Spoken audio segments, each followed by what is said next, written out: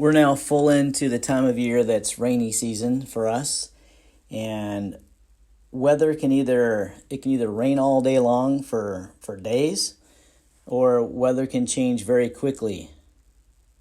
We recently got a message saying that one of our villages needed a medical flight. They were carrying a patient from another village for 4 hours. I could tell as soon as I was airborne that weather was going to be a problem on this flight, but the Lord gave us a corridor, maybe a mile wide, to fly through. With a slight deviation, I made it to my destination. Once our patient was loaded into the helicopter, I was not absolutely sure I could make it back through the same weather, but it was good enough to try. And once airborne, Catherine notified me several times that the weather was bad with heavy rain in our town. And once I got a little farther, I could see the weather, and I could also see there was a gap in the weather. And with a slight deviation, the Lord allowed us to get through in good weather and land behind the bad weather and get the patient to the hospital where he could get some help. We appreciate you praying, especially during rainy season, for wisdom in decision making and safety in flying.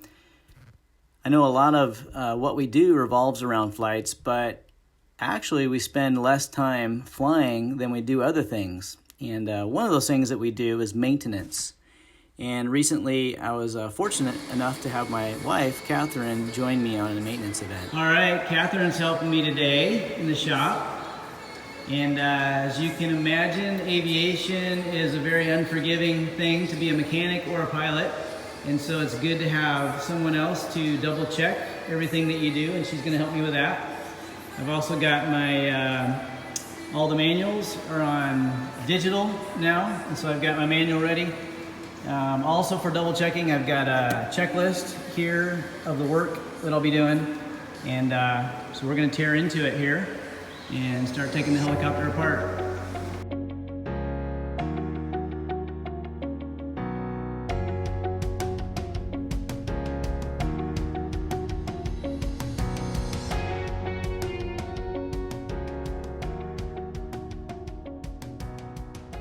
Well, this would be as far as I have to go on the disassembly, but just to show you the offending part, the reason that I'm taking all this apart is this little bracket right here. You can see that the aluminum bracket has worn its way into the fiberglass and causing vibration on the bearing that attaches to that.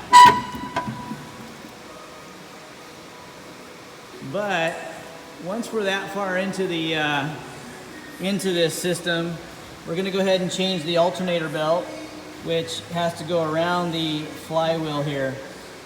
And so I have to take off the bearing, the belt sheaves, and the flywheel here.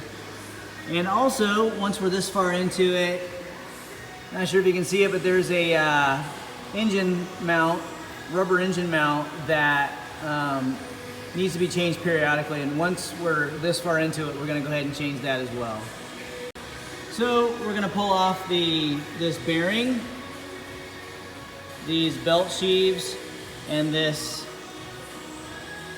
flywheel to get to all that, and also this clutch drive system.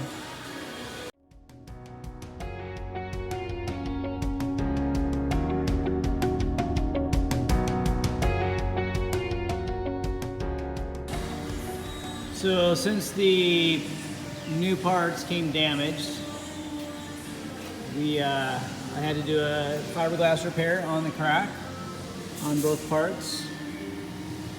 And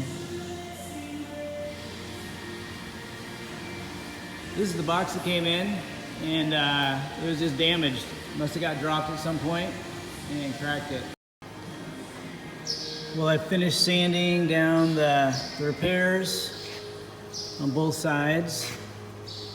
Here's the other repair, and both sides of the repair, it's kind of sandwiched in there.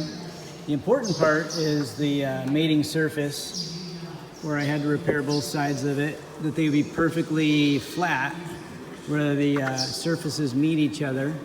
And I think I got that good, and I'm happy with it. So, ready to paint now. Okay, here's the finished product. Doesn't look all that good.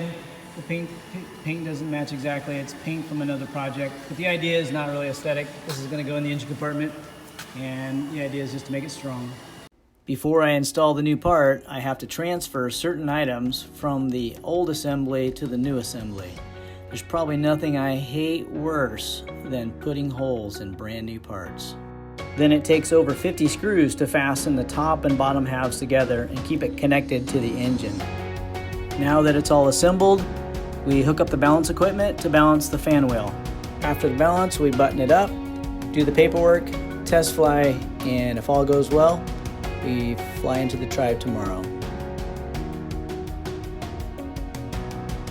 So I'm thankful that Catherine could take part of the week off from homeschooling to help me, and I'm thankful the sun didn't shine.